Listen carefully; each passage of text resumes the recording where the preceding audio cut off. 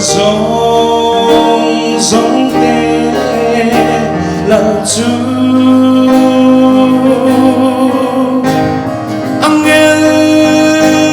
van tên là môi rèn Chúa mong hay là môi ni càng sang tên lệ tùy thuộc tất bộ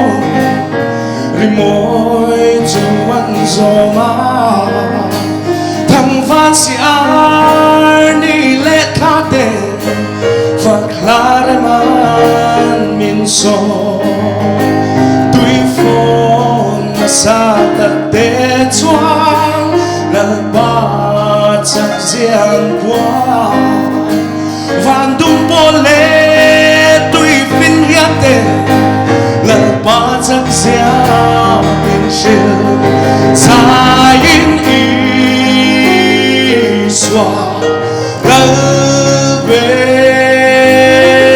đi là giống giống tên là Chúa. Angel van tên là môi rèn Chúa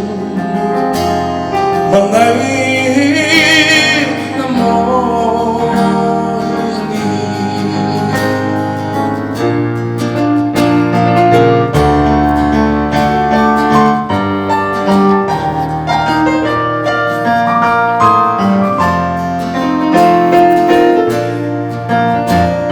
Among ai râu bụi không vé ta